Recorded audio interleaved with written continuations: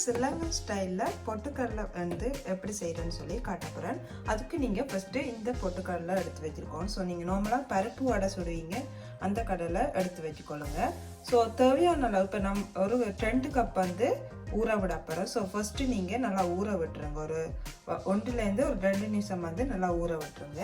So நான் இப்போ வந்து ஊற வச்சுருக்கேன். ஸோ இப்போ பாருங்கள், நல்லா பெருசாக வந்துட்டு ஸோ நீங்கள் இப்படி உடைச்சி பார்த்தீங்கன்னா நசிக்கக்கூடிய மாதிரி இருந்ததுண்டா இதில் பதம் வந்து சரியாக ஊறிட்டேன் அர்த்தம். ஸோ இனி நாங்கள் இதை பொரிச்சு எடுத்துடலாம், வாங்க பார்க்கலாம். இனி நாங்கள் இதை தண்ணியை வடித்து ஒரு டிஷ்யூ பேப்பரில் வந்து போட போகிறோம். ஸோ இதில் இருக்க தனித்தன்மை இருக்கக்கூடாது. ஸோ வாங்க எப்படி செய்யலாம்னு சொல்லி வந்து ஈஸியாக எடுக்குமெண்டாலும் ஸோ அதில் வந்து எங்களோட பொட்டுக்கடலையை போட்டு எடுத்துடலாம். ஸோ நீங்கள் டிஷ்யூ பேப்பரும் பாவிக்கலாம், இல்லாட்டி நியூஸ் பேப்பரும் நீங்கள் பாவிக்கலாம். ஸோ நான் இது வந்து குயிக்கண்டு தண்ணி எடுத்துருமெண்டால கிச்சன் டவல் யூஸ் பண்ணுறேன். ஸோ நல்லா க்ளீனான டவலாம் யூஸ் பண்ணுறேன்.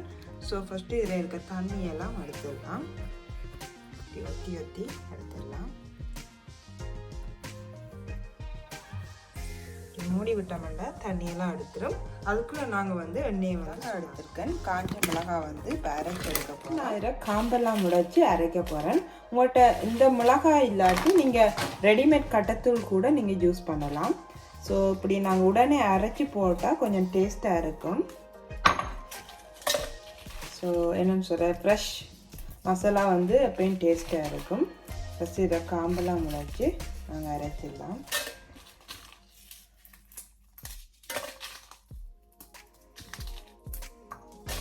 ஸோ இதுக்கு வந்து கருவேப்பிலை இருந்தாலும் டேஸ்ட்டாக இருக்கும். ஸோ என்னட்ட வந்து இப்போ கருவேப்பிலை இல்லை. ஸோ நீங்கள் எக்ஸ்ட்ரா வந்து கருவேப்பிலையும் சேர்த்துக்கொள்ளுங்க. ஸோ கருவேப்பிலையை வந்து லைட்டாக பொரிச்சிட்டு போட இந்த பொட்டுக்கடலை டேஸ்ட்டாக இருக்கும்.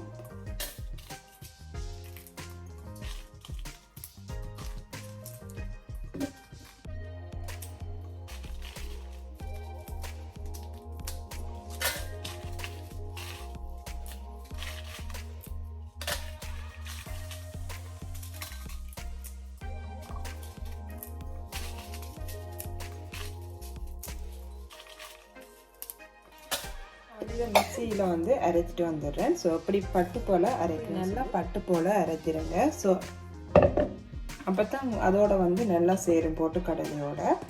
ஸோ இப்போ நான் வந்து எடுத்து வச்சிடலாம்.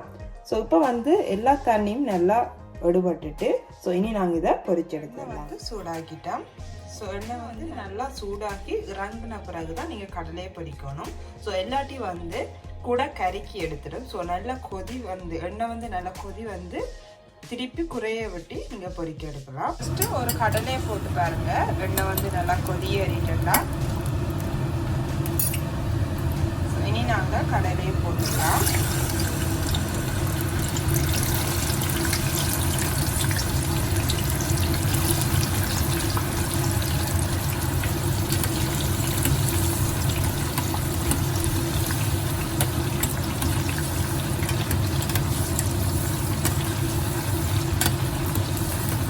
எடுக்கும்போது சேம் அளவாக பொரிய விட்டு எடுத்துருங்க, இல்லாட்டி வந்து ஒன்று அவிஞ்சு ஸோ ஒன்று பொரிஞ்சு ஒன்று பொரியாத மாதிரி இருக்கும்.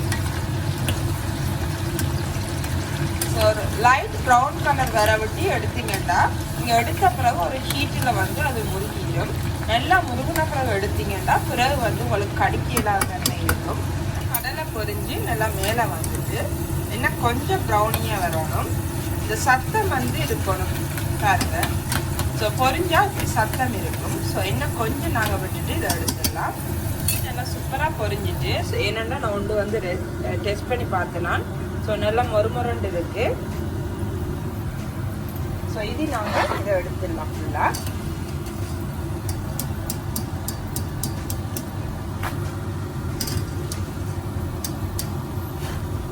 ஸோ சேம் அளவில் எடுத்துருங்க.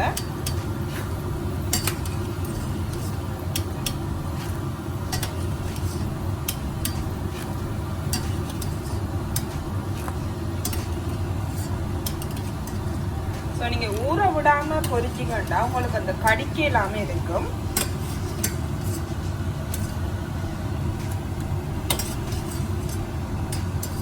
ஸோ இது வந்து மன்னாரில் நல்ல ஃபேமஸ். ஸோ இந்த பொட்டுக்கடலை பக்கோடா எல்லாம் வந்து மன்னாரில் நல்ல ஃபேமஸ்ஸு. ஸோ நிறைய ஸோ நாங்கள் ஒரு கடை ஒன்று இருக்குது. ஸோ அதில் வந்து மிக்சர் பக்கோடா வந்து நிறைய நாடுகளுக்கெல்லாம் போடுறது. இதுக்குரிய சொரிஞ்சு இதுக்குரிய மசாலா வந்து நாங்கள் சேர்க்கலாம். ஃபஸ்ட்டு எல்லாத்தையும் சேமாக பொரிக்கிற பகுதி நல்லா பொரிஞ்சிட்டு ஸோ இப்போ நாங்கள் எடுத்துடலாம். சத்தத்திலே வச்சு நீங்கள் புரிஞ்சுக்கொள்ளலாம். ஸோ நல்லா பொரிஞ்சிட்டு அர்த்தம். ஒரு நல்ல மிக்சர் பொரிஞ்சிட்டு நாங்கள் எடுத்துடலாம். எடுக்க முன்னுக்கு ஒன்று டெஸ்ட் பண்ணியும் பார்க்கலாம். நீங்கள் அப்படி டவுட்டுண்டா எடுத்துட்டு சாப்பிட்டு பார்த்தீங்கன்னா தெரியும். ஸோ நல்லா அவிஞ்சிருக்கு.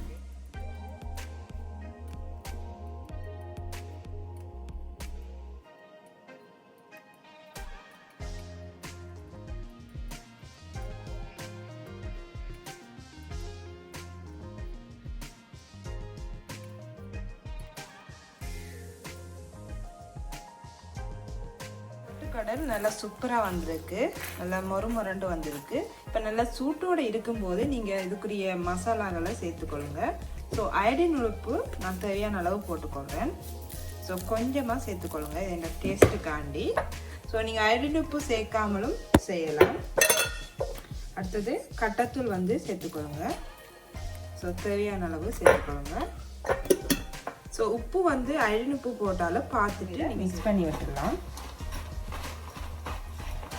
ஸோ எண்ணெயோட இருந்தால் தான் உங்களுக்கு அந்த மசாலா வந்து சேரும். பிறகு நீங்கள் எண்ணெய் எல்லாம் முறங்கின பிறகு இன்னொரு பாத்திரத்தில் போட்டு வச்சிடலாம். 1 month வரைக்கும் ஸோ அப்படியே உங்களுக்கு மொறுமொறுப்பு தன்மை இருக்கும். ஸோ இப்படி செஞ்சீங்கண்டா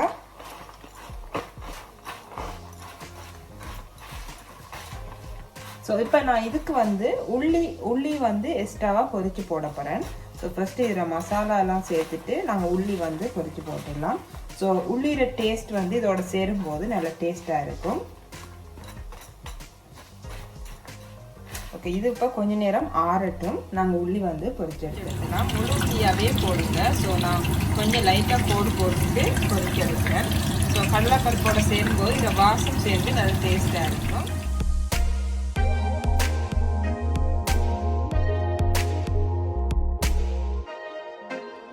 பொரிச்சு போட்டாலும் நல்ல டேஸ்ட்டாக இருக்குது. அதில் வாசம் எல்லாம் வந்து நல்ல டேஸ்ட்டாக இருக்குது. நல்ல மொறுமொறுப்பு தன்மையாக இருக்குது. இதை சத்தத்தை பார்த்தாலே தெரியும்.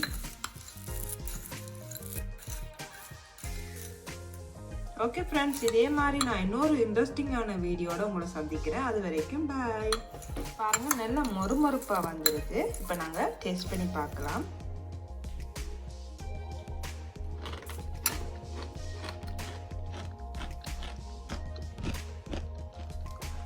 எல்லாம் மொறுமொரண்டு இருக்கு. நான் சாப்பிட்றவங்கள சத்தம் விளங்குமான்னு நினைக்கிறேன். அவ்வளோ டேஸ்டாக இருக்குது. உப்பு காரம் அந்த உள்ளிர டேஸ்ட் நமக்கு இறங்கி நல்ல டேஸ்ட்டாக இருக்குது. ட்ரை பண்ணி பாருங்கள். ட்ரை பண்ணாமல் விட்டுறாங்க. அவ்வளோ டேஸ்ட்டாக இருக்குது. ட்ரை பண்ணிவிட்டு எனக்கு கமெண்டில் வந்து தெரியப்படுத்துங்க உங்களுக்கு எப்படி அமைஞ்சேன்னு சொல்லி. ஓகே ஃப்ரெண்ட்ஸ், நான் இதே மாதிரி இன்னொரு இன்ட்ரெஸ்டிங்கான ரெசிபி என்னோட மேக்கப் டுட்டோரியலோட உங்களை சந்திக்கிறேன். அது வரைக்கும் பாய்.